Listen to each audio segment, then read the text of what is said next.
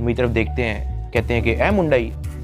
आइयो कहते हैं हाँ जी। कहते हैं इसको लेके आओ मेरे पास। आइयो हथकड़ी पकड़ता है, मेरे हाथ पे लगाता है और कहता है चल। मुझे जब हथकड़ी लगा के एडिशनल डायरेक्टर रूम में लेके जाते हैं तो वहाँ पे 5 ऑफिसर्स बैठे होते हैं। एडिशनल डायरेक्टर सरफराज चौधरी साहब मेरे से पूछते हैं कि तुम कौन से एप्लीकेशन के कंट्री हेड हो। मैंने कहा सर मैं किसी एप्लीकेशन का कोई कंट्री हेड नहीं हूँ। वो अपनी कुर्सी से अचानक उठता है, कहता तेरी माँ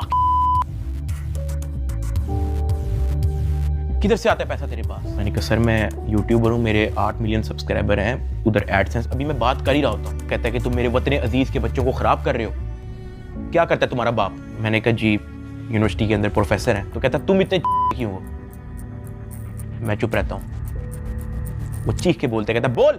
मैंने कहा जी सर मैं सिर्फ वीडियोस बनाता हूँ, मैं यूट्यूबर हूँ। माँ बहन की गालियाँ वो देता रहता है। उसने मेरे मुंह पे बहुत जोर का थप्पड़ लगाया। मैं बिल्कुल चुप होकर ऐसे मुंह नीचे करके खड़ा हो गया।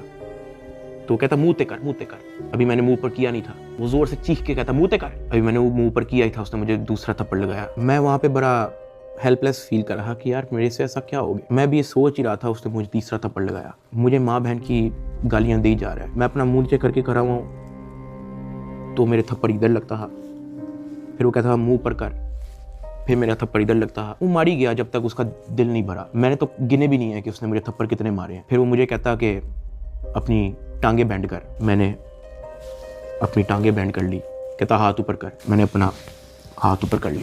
वो घर में एक वीडियो कॉल लगाता है जो एक बच्चा रिसीव करता है जिसकी एस्टिमेटेड तकरीबन एज होगी 7 साल। एक हाथ में सिगरेट होती है। वो उस बच्चे से पूछता है कि डकी बाई को जानते हो। वो बच्चा कहता है जी। वो बैक कैमरा ऑन करता है, मेरे हाथ खड़े होते हैं, टांगे बैंड होती हैं। वो कैमरे से दिखाता है उस बच्चे को कि कौन है ये। कहता है डकी भाई। तो कहता कि तुम इसके प्रोग्राम देखते हो। कहता जी। वो पीछे जो प्राइवेट मुलाजिम खड़ा होता है वो बहुत जोर का पीछे थप्पड़ मारता है। सरफराज चौधरी साहब उस 7 साल के बच्चे को कहते हैं ये देखो इसके साथ क्या हो रहा है, आप देखोगे तुम इसका प्रोग्राम। कहता नहीं, चलो फटाफट इसको गालियां दो। बच्चा कहता है कि सरफराज चौधरी साहब कहते हैं और का बच्चा। सरफराज चौधरी साहब कहते हैं और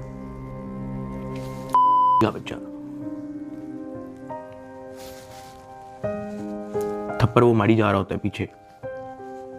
वो वीडियो कॉल पे उस बच्चे को दिखा रहा होता है कि ये तुम इसके प्रोग्राम देखते हो और ये मैं क्या बताऊं यार।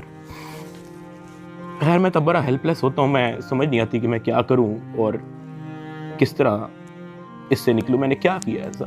खैर वो सरफराज चौधरी कहता है कि इसको ले जाओ, इसकी तरीके से तफ्तीश करो। जबकि मैं डे 1 को आया हूँ। मैं सब कुछ, मोबाइल का पासवर्ड, मैंने लैपटॉप के पासवर्ड, मैंने जीमेल के पासवर्ड, मैंने एक चीज़ नहीं छोड़ी। मुझे आज जितने ऑफिसर्स थे वहाँ पे, मुझे एक ऑफिसर आके दिखा दे, बता दे कि डकी भाई ने हमें ये चीज़ नहीं थी दी इसलिए हमने मारा है।